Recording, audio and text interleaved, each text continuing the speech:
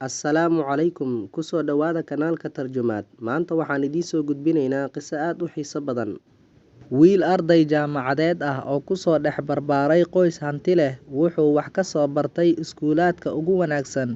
Wiilka dadka oo dhanna way wada ammaanaan, laakiin waxa uu ahaa mid aan danaynin salaada iyo arrimaha diintiisa iyo in uu Alle tala saarto. Waxa uu ahaa mid hogaamiya kooxda dabaasha ee jaamacadda.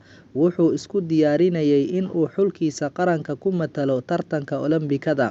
Waxa uu lahaa saaxiib ahludiin ah oo tallaabta uu qaadaba dhaha Bismillaahi tawakkaltu cala Allah. Mar walbana saaxiibkiisa ku waaniya in ay masjidka wada aadaan, laakiin asaga wuxuu door bidayay in uu dabaasha aado. Habeen habeenada ka mid ah ayaa sida caadada ahaydba waxa uu soo aaday dabaasha. Iftiinka dayaxana wuxuu ka soo galayaa daaqadaha waaweyn. Waxa uu dareemay raaxo, maadaama ay cidlo tahay goobta. Leerarkana ma uusan daaran, waayo iftiinka dayaxa ayaa qabsaday hoolka oo dhan. Waxa uu koray jaranjarada, gacmaha ayuu kor u taagay si uu ugu soo boodo barkadda, laakiin asagoon u qasdin ayaa waxa uu is arkay inuu ku dhawaaqayo Bismillaahi tawakkaltu cala Allah. Waa uu la yaabay, waayo kalimaadkii uu ku dhawaaqayay saaxiibkiisa ayaa asaga ka soo yeeray qasad la'aan. Ayadoo arrintan ay jirto, waxa uu dareemay farxad. Mar kale ayuu haddana diyaar garoobay in uu soo boodo. Markan waxa uu soo xusuustay kalimaad uu saaxiibkiisa ku celcelin jiray, rasuulkeenana sallallahu calayhi wasallam uu dardaarmay oo ah Bismillaahi alladii laa yadurru maca ismihi shay'un fil ardi walaa fis samaa wa huwa as-samiicul caliim.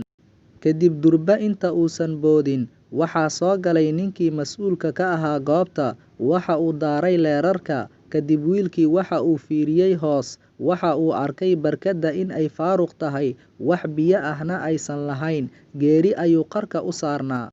Wiilkii waa uu soo degay si uu Alle ugu sujuudo, wuxuuna bilaabay inuu iska ooyo. Ma aha badbaadadiisa darteeda, ee waxa uu la oynayaa waqtiga soo maray oo uusan Alle magaciisa xusin. Wuxuu yidhi Rabbiyow, waan kuu soo laabtay. Yaa Raxiimu yaa Xafiid. Rabbiyow, meeqa jeer ayay nafteena khatar gashaa oo naxariistaada darteeda aad fursad noo siisaa nolosha si aan u baraarugno inta ay goorigoor tahay. Rabbiyow, waan kuu soo laabtay. Waxaan ballankaaga qaadayaa in hadalkayga iyo camalkaygaba aan yeelo raalli ahaanshahaaga.